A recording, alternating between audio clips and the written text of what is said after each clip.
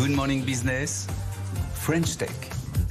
C'est important, les bonnes nouvelles. Bonjour Cédric de Saint-Jouin, associé et président du comité stratégique d'Élise Énergie. Je le disais, la filière a parfois un peu le blues et parfois on s'inquiète du développement des carburants durables. Mais ce matin, vous levez 120 millions d'euros, ce qui est déjà une bonne nouvelle en soi, auprès du fonds I24 de Mirova, de BPI France et d'un gestionnaire de fonds de pension néerlandais PGGM. Élise Énergie qui cherche à produire du méthanol de synthèse pour le secteur maritime, pour les avions.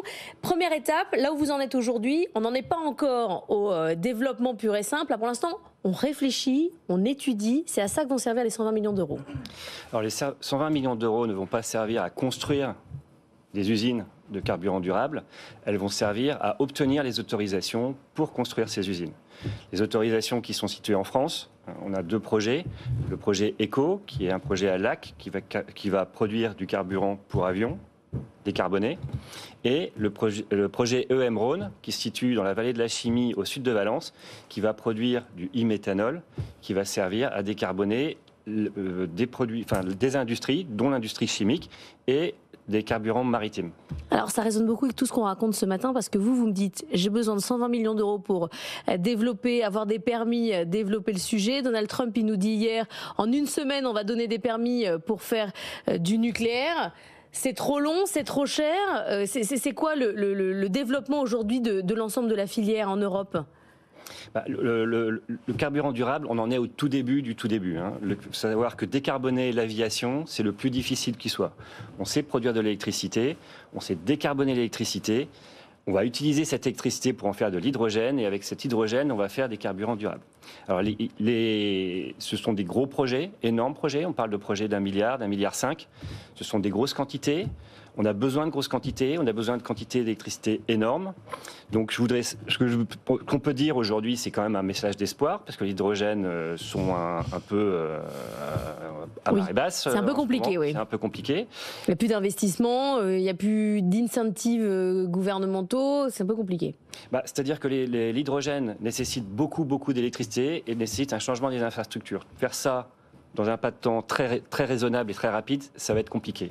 Mais j'en reviens, et après je donne la parole à Léane Benaïm, mais parce que vous me dites projet d'1 milliard, j'en reviens à Trump. Il dit 1 milliard, vous venez sur le sol, j'ouvre tout, je vous donne pas d'autorisation pour des raisons écologiques, on enchaîne tout. Vous dites je reste, je vais faire mes projets, alors c'est dans l'Isère, c'est à Fos-sur-Mer, vous dites pas je vais aux US. Il s'en fera aussi aux US, les premiers projets se feront aux US. En Europe, on a quand même sur la place française une place d'exception, puisqu'on a de l'électricité qui est décarbonée, qui est pas chère. Grâce au nucléaire. On a des savoir-faire industriels, on a du carbone, on a du bois, et on a surtout des acheteurs. On a Air France KLM, on a CMA CGM. Donc en Europe, si on fait des carburants durables, ce sera principalement en France, peut-être aussi en Scandinavie, en Espagne, mais la France a quand même des gros avantages.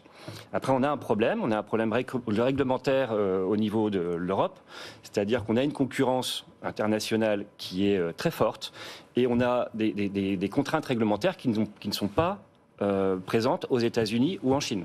Et donc, on contraint nos industriels, nous, à faire des projets complexes, et pour finir, on va se mettre à acheter des projets beaucoup plus simples aux États-Unis. On est dans le même problématique que l'agriculture, par exemple, où l'Europe nous met des contraintes, et pour finir, on va acheter n'importe quoi à l'étranger. Il y a des contraintes réglementaires, mais il y a aussi des contraintes argent. Parce que vous nous dites que vous levez 120 millions juste pour obtenir les autorisations, et pour construire l'usine, il vous faudra combien ? 1,5 milliard. Et vous allez rester en France pour ça ? Ça nous laisse... Ouais. Je pense que oui. On a en France de quoi faire ces projets. On a l'argent, on réindustrialise et on utilise en fait l'industrie. Donc on renforce le tissu industriel. Après, il se fait des usines de cet ordre-là, par exemple Vercor dans les batteries électriques. Ça s'est fait en France et il n'y a pas de raison qu'on ne puisse pas les faire en France. Donc, votre calendrier, si on y va, c'est là les premières étapes, donc études d'ingénierie, premières usines quand, début de production quand ? Les demandes d'autorisation ont commencé cette année.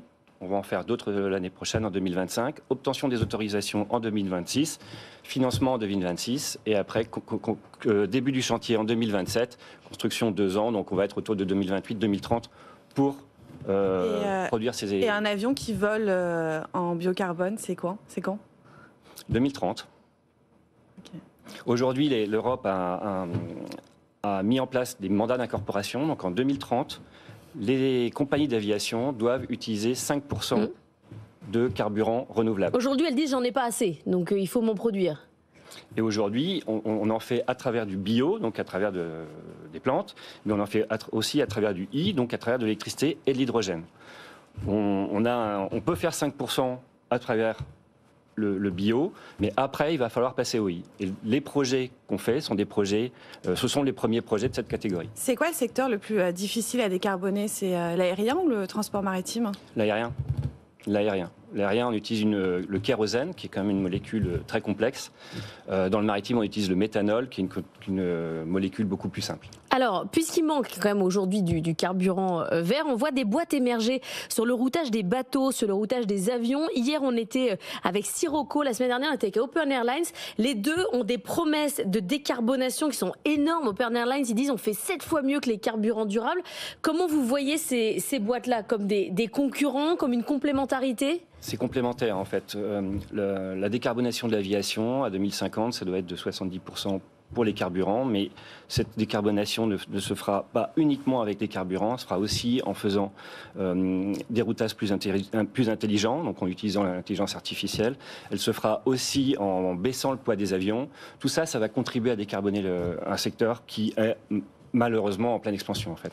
Merci beaucoup d'être venu ce matin. Cédric de Saint-Jouan pour nous parler d'Élise Énergie qui lève donc 120 millions d'euros. C'est de l'espoir et en même temps c'est un peu de désespoir sur les deux sujets. Non, c'est pas du désespoir, c'est de l'alerte. Non, c'est l'Europe qui nous... C'est-à-dire que quand même, on a quand même des gros sujets quand Donald Trump dit « Get ready to rock ».